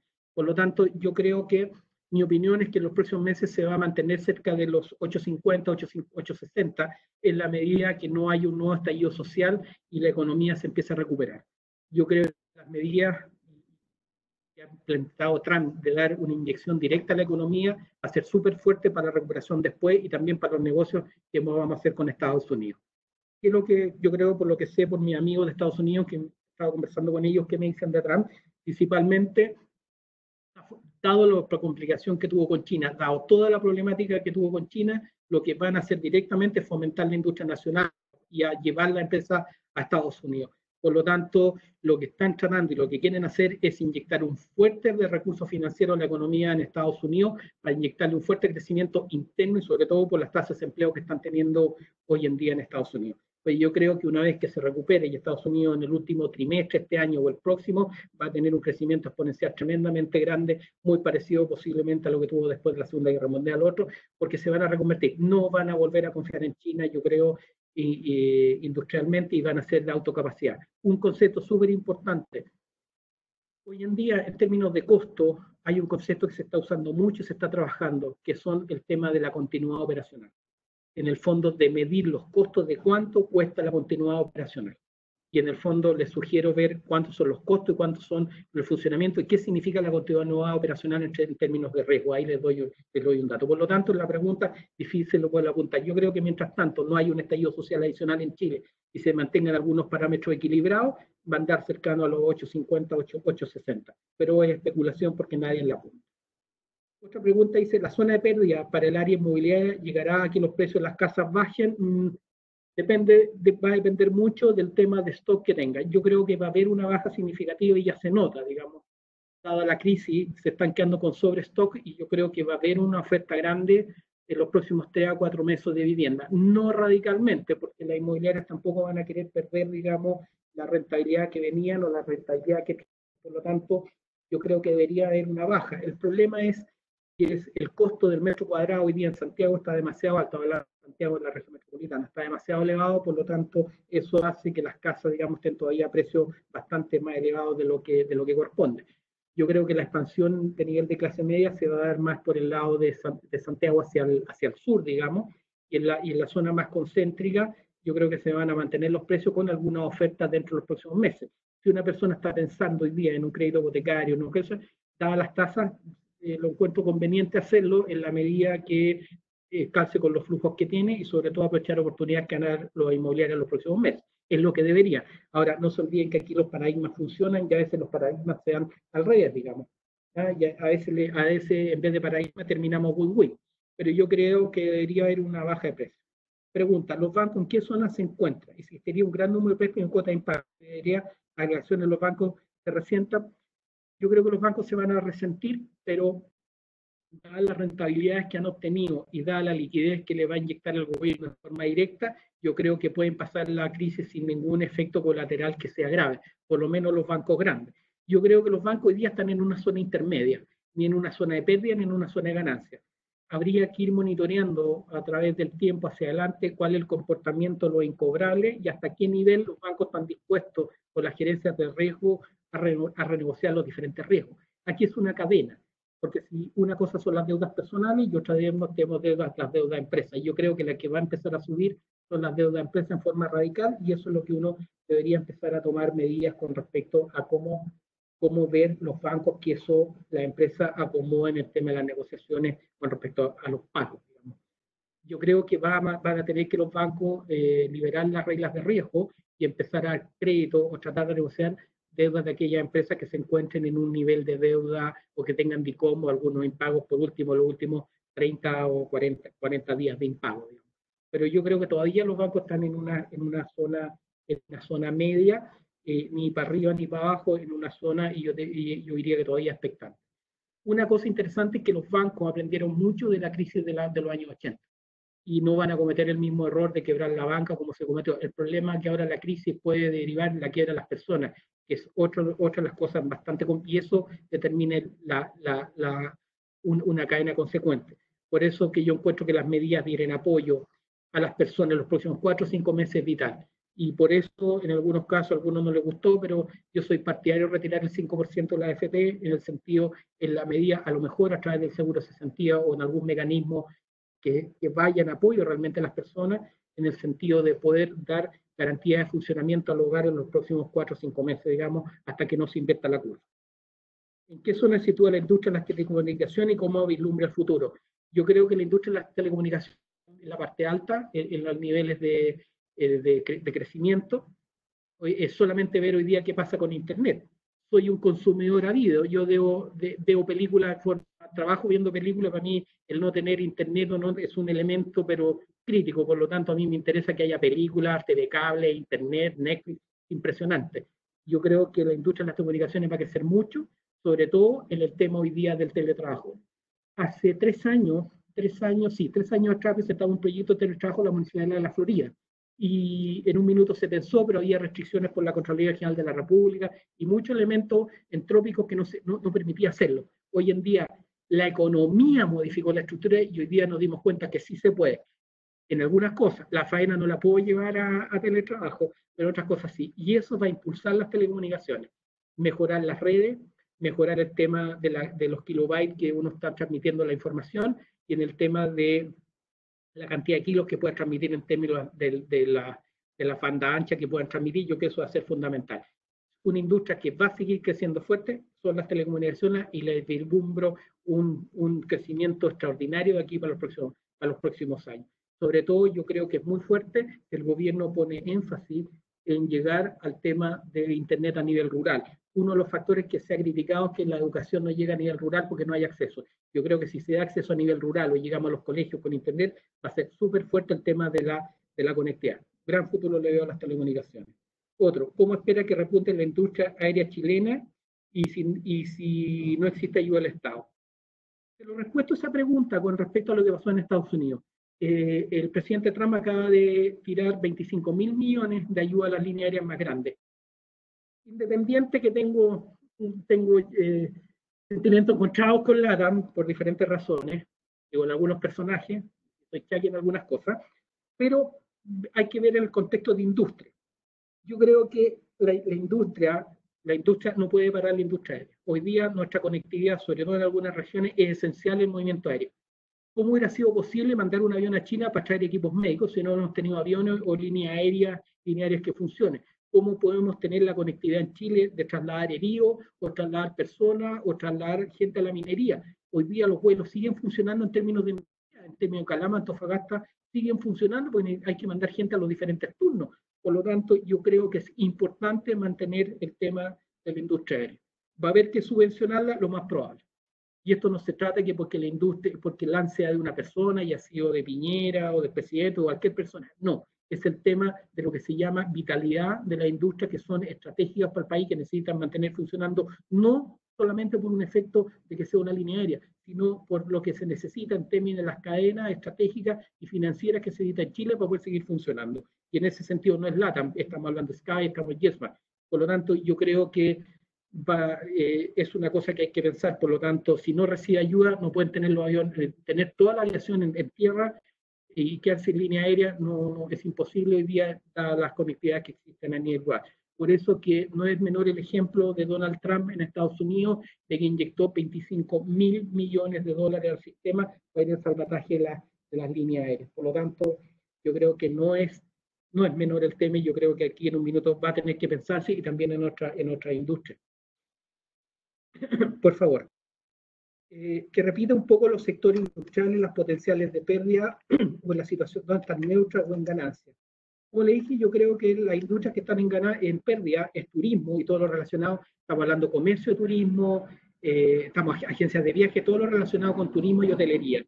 Sector de aviación está muy golpeado, sector comercio, retail específicamente, sector automotriz, constructora inmobiliaria, manufactura relacionada a no son elementos esenciales que se están produciendo, y servicios financieros, aunque eso va en orden decadente, servicios financieros entrando en una zona neutra. Zona neutra, educación y todo lo que es industria relacionada al petróleo derivado, y en zona potencial de ganancia, agricultura, todo lo que es comercio e internet, todo lo que son productos de aseo, cuidado personal, todo lo que son supermercados, procesadores de alimentos, y todo lo que es servicios médicos. Piensa el profesor respecto al sector diseño y capacitación de cursos online, entendiendo que el mayor consumo es el corporativo y las relaciones para reducir su estructura. Diseño y capacitación. Yo creo que, a ver, en términos de capacitación, yo creo que ha habido un error. Capacitación a nivel de posgrado, difícil. Hay una encuesta en la universidad que se hizo pregunta a los alumnos en MBA si que querían los cursos online, y la respuesta fue no. Y yo diría que un curso online en términos de MBA es difícil, o un curso de posgrado es difícil no tener la vivencia física, porque uno va a buscar habilidades blandas. A nivel de carrera, también se ve complicado. Hay carreras que necesitan interacción, medicina y otras necesitan estar ahí. O sea, no puedo operar o ver un paciente por internet, hay que estar ahí. Por lo tanto, es difícil que puedan ser online. Otras, a lo mejor ingeniería y otras, ingeniería comercial y otras podrían ser, pero hasta cierto punto de nivel. Yo creo que el mayor foco en el diseño de programa debe ir enseñado a capacitaciones de nivel técnico profesional. ¿En qué sentido? A nivel de enseñanza, a nivel técnico, sobre todo en regiones, yo creo que ahí hay un potencial no explorado que debería incrementarse muy fuerte. Los cursos online sirven, pero para cosas muy, muy puntuales. En mi opinión, por favor, personal. Y si usted ve lo que está sucediendo con las clases, yo creo que han dado resultados, pero es pasajero, no algo que sea en forma persistente. ¿Ok? ¿Qué pasará en el sector salud, centros médicos, ambulatorios privados, que hoy están súper restringidos por el tema sanitario, pensando en las personas van a tener dinero, teniendo en cuenta que el 80% está en FONASA? Eso hizo Andrea. Mira, yo creo, Andrea, que esto se va a ir regulando a través del tiempo. Yo creo que, no soy médico ni mucho, pero lo que he escuchado es que no es que la curva sea plana, sino que cerca del 80% por ABC vamos a terminar infectados, y que de alguna manera es que cuando uno llegue infectado estén los sistemas de manera que uno pueda ir a atenderse en forma paulatina, digamos, hasta que no se encuentre un tema de una vacuna para este tema. Yo creo que se va a ir dando y abriendo paulatinamente en la medida que retornemos a una normalidad, entre comillas, una normalidad con ciertas restricciones o una normalidad con ciertas precauciones. Yo creo que en ese sentido, en la medida que se vaya haciendo eso, vamos a ir retomando cierta normalidad. Ahora, cuando suceden estas cosas y estas pandemias o este tipo de cosas, yo creo que las personas tienen anticuerpos naturales. Uno no se enferma, o trata de evitar enfermarse, o trata de resguardarse para no enfermarse. Así que yo creo que también ahí entra un porcentaje de gente que va. Lo otro es, ahí hay yo creo que una apuesta súper fuerte para los sistemas sanitarios, es cuánto van a dejar de estructura para lo que son la atención de la enfermedad del COVID a cuánto van a dejar para la atención de la gente que se enferma o la gente normal que está recibiendo atención. Yo creo que todavía es un desafío, y un desafío tremendo que yo creo que van a tener que trabajarlo en los próximos meses, sobre todo a nivel de FONASA. Si uno ve, y es bueno ver en Internet hoy día lo que está pasando en otros países, sobre todo en nuestra región, a veces criticamos nuestros modelos de salud, que puede ser malo, porque es malísimo, a lo mejor en otras cosas, a lo mejor uno no se entendería en un hospital público, pero si lo comparamos con lo que está pasando en otros países que estamos viendo por la televisión, hay que agradecer, digamos, que lo que tenemos, siendo a lo mejor malo y a lo mejor criticado, no es tan malo en relación a lo que hay en otros países. Y en ese sentido, yo creo que en la medida que vamos llegando a una normalidad de convivencia con el virus, con el bichito, yo creo que se va a ir normalizando todo, cada uno de los servicios y vamos a ir aprendiendo a cómo manejar las circunstancias. Otra pregunta, si en algún momento, por favor, podemos tocar análisis de educación escolar. No estoy tan ligado al sector escolar, ya gracias, yo tengo hijas que están fuera, pero yo creo que el sector escolar va a pasar por un tema de fase y vuelvo a insistir a lo mejor en el sector salud. ¿Cómo vamos a hacer para que la gente vuelva a una normalidad de trabajo? Aunque no lo queramos, seamos tema, la economía vamos a tener que reactivarla y aunque no lo queramos y aunque tengamos todas las aprensiones, vamos a tener que ver cómo reactivamos la economía y ver cómo trabajamos sobre la manera de mantener ciertos resguardos o equilibrio. Y eso yo creo que el gran desafío que tenemos es que las personas encargadas de educación, cómo vamos a hacer para que esto funcione en esta situación de crisis o cómo vamos a hacer viable nuestro funcionamiento diario como país en todos los sistemas financieros, estructural, económico, productivo, sobre la base de que este bichito va a estar aquí por algún tiempo y mientras no haya una vacuna lo vamos a tener que asumir. Por lo tanto, yo creo que el sector educacional es un sector que está en zona media, tocado y no tocado, pero yo creo que vamos a ver cómo se vio en Suecia o en otros países, cómo vamos a ver la vuelta a la normalidad y qué precauciones se van a tener sobre los niños. Mis nietos, como les digo, mis dos nietos están en Estados Unidos y una de las cosas que han tomado en cuenta, están con clase online, pero están con cuarentena, por lo menos en el estado de North Carolina, desde el 5 de marzo. Y ya se piense que el semestre, el año escolar americano, ya lo van a cerrar y no van a volver hasta prácticamente el mes de septiembre. Por lo tanto, hay que tomar en cuenta esa situación de protección de los niños. Hay que ver, yo creo que hay que ir viendo estas cosas son sin una estrategia clara todavía. El sector financiero privado como factoring, cooperativo entre otras entidades, cómo se pueden potenciar con esta situación, ya que dependen 100% de las ventas de las empresas. Yo creo que los factoring van a tener que también reestructurarse en el sentido de, si piensan, y es un análisis crítico, si piensan los factores que van a seguir con las tasas del 2,5 o el 2,3% mensual, más una tasa de costo mora que superan en algunos casos, y lo puedo dar con nombre, superan el 100%, hay gente que le han cobrado el 100% de las facturas, los intereses mora, entre gastos administrativos y otros, yo creo que están totalmente equivocados. Yo creo que aquí vamos a tener que poner un poco más de conciencia, todo en trabajar en tasa adecuada y en tasa, pues si no nos vamos a ver afectados todos. Yo creo que las grandes entidades que van a empezar a temas de crédito son el tema de las cajas de compensaciones, pueden jugar un rol interesante en este caso, que tienen grandes capitales todavía y tienen fondos disponibles como poder hacer algunas cosas. La gran potencialidad que puede existir hoy día es la regulación que pueden existir en los factoring y en el caso de las situaciones de crisis, un poco limitar las tasas. Van a estar más arriba que los bancos, pero a lo mejor ir potenciando, sobre todo porque los factoring dan alivio, sobre todo a nivel de pyme, a nivel pequeña y mediana, dan mucho capital de trabajo. Entonces, yo creo que hay que potenciar esa línea y hay que trabajar con ellos en equilibrar lo que son las tasas que cobran con la situación que está y cómo damos apoyo a la pequeña y mediana empresa.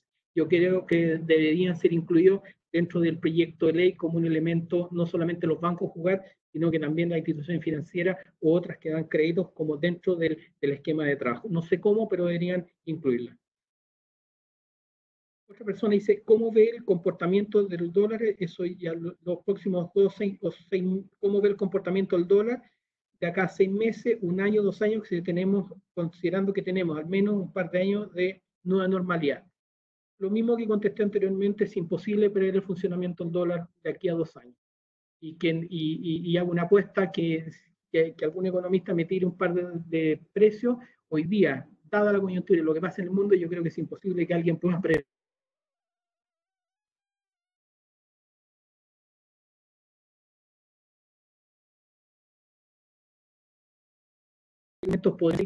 Van acercando los 850, 854, si no hay variables externas o exógenas que puedan afectar.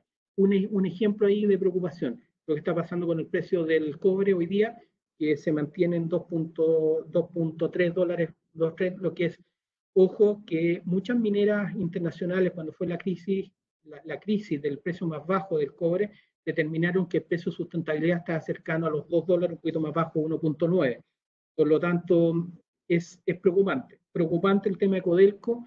¿Y por qué es preocupante? Porque es la empresa más grande de Chile, que hay que el porcentaje de sus subcontratistas se acogieran a la nueva ley de desempleo. Yo creo que eso es una señal súper preocupante, y la señal que dio el presidente Codelco, el vicepresidente ejecutivo, de que estaban con problemas de caja. Eso es preocupante por el efecto que tiene en la zona y en los subcontratistas.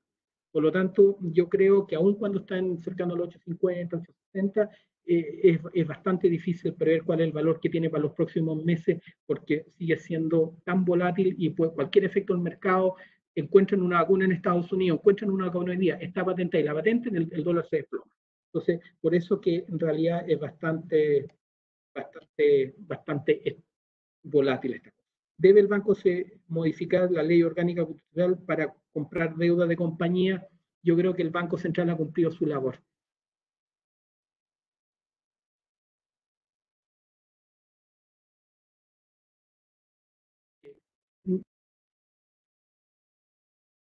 Condición, nada absoluta de poder,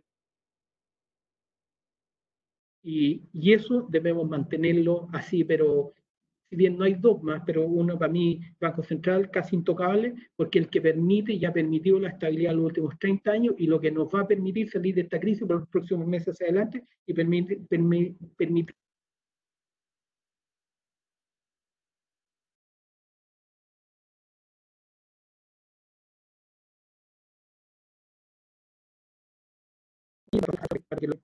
perdón, dice, hay una medida concreta del gobierno para traspasar las bajas de tasa a las que se les prestó dinero a los bancos para que lo presten a las empresas.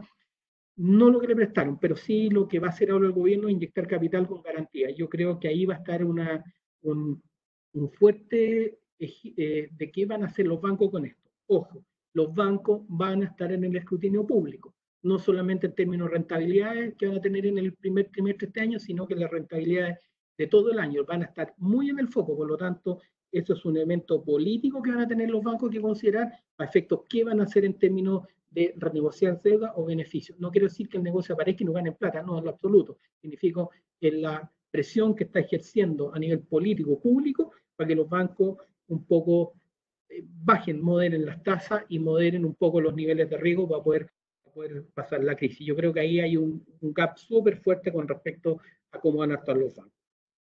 En el caso de protección del empleo de los trabajadores, necesitan más información de que varios prefieren ser despedidos.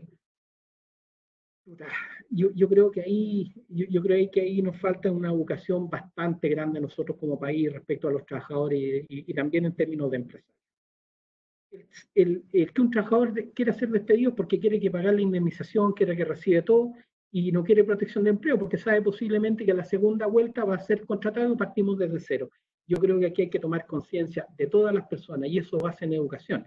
La educación es entender lo que está pasando y entender que esto es pasajero y no es una protección, es protección al trabajador, pero también no ponerse al otro lado y aprovecharse estas circunstancias, tanto para despedir gente en situaciones que no responden y por un lado también no ocupar ciertos instrumentos. Yo creo que hay que lograr equilibrios bastante más finos en ese sentido. Yo creo que aquí una pega no hecha por la gerencia de recursos humanos muy fuerte es no enseñar y capacitar a nuestra gente, sobre todo a nuestros empleados y a nuestra gente que trabaja con nosotros en todo este tipo de cosas y tomar conciencia de lo que significa. Les doy un ejemplo. Mi hija en Estados Unidos, profesora en un colegio, y si no trabaja, no le pagan, punto. Y si no va a trabajar, no hay sueldo. Incluso por eso en Estados Unidos ha sido tan fuerte el apoyo a los seguros de cesantía, porque la gente en Estados Unidos si no trabaja no les pagan, inclusive si se enferma tampoco. No comparto la idea perfectamente, bajo ningún contexto, pero hay que empezar a aprender un mix de entender que la protección del trabajo va por la vía de cómo protegemos el trabajo de continuidad futura, que es la función, yo creo que la ley de protección del empleo, a que una persona despídame para que le paguen toda la indemnización, porque al final terminas quebrando la empresa y la persona no va a encontrar pega en los próximos meses. Entonces, yo creo que hay que buscar un equilibrio, pero basado en la educación de la gente, más que en otra cosa. Después dice, ¿qué pasa con los venture capital? ¿Dónde las métricas son otras? Exactamente. Uf, hay que ver los venture capital en qué van a invertir y yo creo que hoy día, más que hoy día, lo creo que muchas empresas están haciendo caja para aguantar la crisis. Yo creo que hay que ver un poco en los instrumentos de inversión, no solamente en venture capital, sino que en términos de portfolios de inversión y todo, qué se va a hacer con esto y cómo va a seguir viviendo a futuro. Siempre he pensado es que las inversiones son claras. A mí me gustan las inversiones o inmobiliarias o activos tangibles. Jamás me han gustado las acciones o jamás me han gustado otras cosas porque no me gusta porque soy por ciento conservador, soy segurito. O como me dice mi señora de otra, la Virgen del Puño. Pero en el sentido que hay que buscar cuáles son los equilibrios necesarios en los mercados en este tipo. Hoy día hay que reinventarse. Vamos a tener que reinventar todas estas cosas, inclusive en los portfolios de inversiones, en la inversión en acciones, inclusive en los venture capital. Hoy día no hay medidas y va a haber que construir cuáles son las medidas para estos sectores de aquí para adelante, porque no existen. Existían por una realidad anterior. Nuestra realidad realmente cambia y en ese sentido me acuerdo cuando fue el terremoto, el terremoto del 2010, en el holding donde yo trabajaba teníamos inversiones inmobiliarias, pero nos dedicamos a casas. Nadie nos prestaba dinero, vendíamos cuotas bastante bajas. Vino el terremoto y las casas se vendieron todas. Yo creo que hoy día volvieron a comprar departamentos, son ciclos. Y yo creo que los ciclos, en la medida que nos vayamos, vamos a ver qué va a pasar. Vamos a ver cuánto va a estar el ciclo. 1 año, 2 años, 3 años, a ver cuánto va a durar. Lo que sí, el mundo va a cambiar y la manera de hacer negocio, la manera como nos vamos a relacionar, va a cambiar. ¿Por qué esto es interesante? Vean lo que pasó en Francia. Francia, una de las principales empresas suecas tenía su centro de distribución más grande, estaba en Francia. Y resulta que los franceses detuvieron todos los aviones, los efectos que habían con material médico, los detuvieron y los requisaron. Bueno, tuvo que cambiar toda la operación de Francia, la tuvieron que cambiar a Bélgica. Y eso es un tremendo esfuerzo. Por lo tanto, hoy día no crean que eso no se va a sentir después, las cuentas no se pagan en otros países en este tipo de actitudes de retener aviones. Estados Unidos también lo estaba haciendo. Hoy día no se puede traer mercaderías por Estados Unidos, hay que tener embarques directos, porque si hay un embarque médico por Estados Unidos va a ser requisado. Entonces, esas son cosas que vamos a aprender hoy día en los nuevos negocios. Por lo tanto, hay que tener cuidado y las nuevas métricas van a cambiar. ¿Cuántos meses cree que debería provisionar para calcular cuánto es suficiente? No se trata de cuánto uno debe provisionar en términos de recursos, no, sino que tener claro cuáles son los ciclos de caja que uno tiene y cuáles son los movimientos de ciclo. Y con los movimientos de ciclo uno va viendo cuántas son las necesidades que tiene que provisionar. Lo que sí uno analiza el ciclo completo. Si me pagan en 30 días, no son 30 días, pues yo tengo que entrar a producir antes de ser. Por lo tanto, tengo que ver el ciclo completo y con el ciclo completo puedo determinar cuántos son realmente lo que tengo que provisionar o mis necesidades de caja. El pago mínimo garantizado no entrega información al cliente del costo medio, pudiendo afectar las negociaciones posteriores.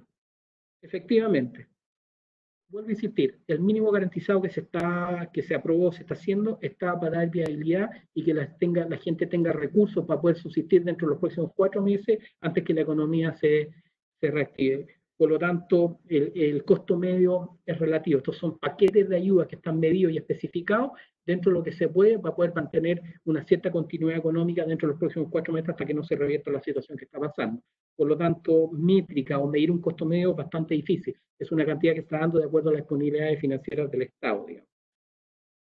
¿Qué opinas sobre la ley que permite al Banco Central salir a comprar al mercado secundario? Posible impacto.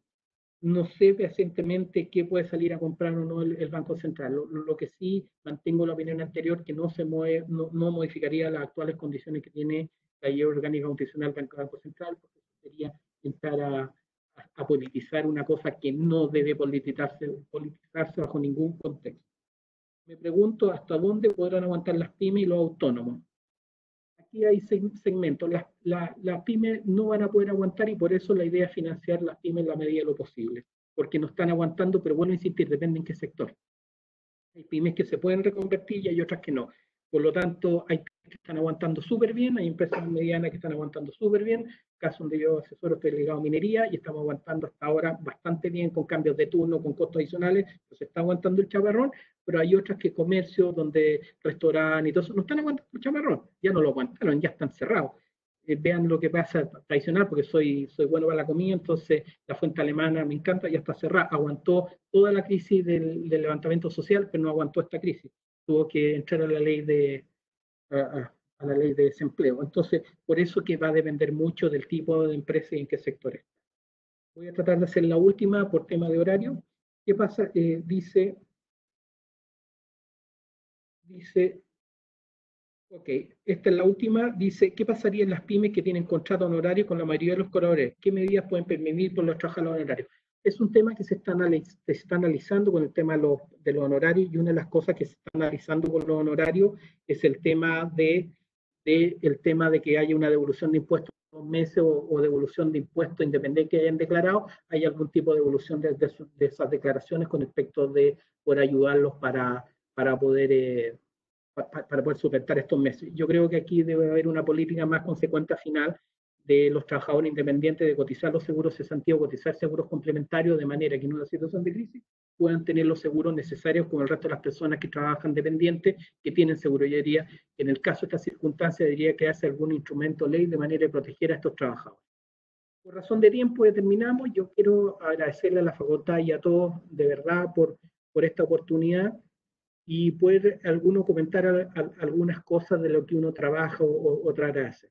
El único consejo que les doy a todos en términos financieros es: las oportunidades existen y hay que aprovecharlas y hay que ver dónde están. No hay que echarse a morir, sino que seguir dando empeño en las medidas de protección, las mascarillas, lavarse las manos y todo, y yo creo que con el empeño y con el esfuerzo de todos vamos a volver a salir, ojalá en el menor tiempo posible, pero tener conciencia que vamos a tener que convivir con el bichito, convivir con todo esto, y hay que empezar a acostumbrarse y tratar de ver cómo hacemos lo mejor posible de protegernos, toda nuestra familia, y reactivar y seguir trabajando en esto. Nuevamente agradecido a todos, muchas gracias, y les deseo lo mejor a todos ustedes, a su familia y a todos sus seres queridos. Espero que todos se encuentren.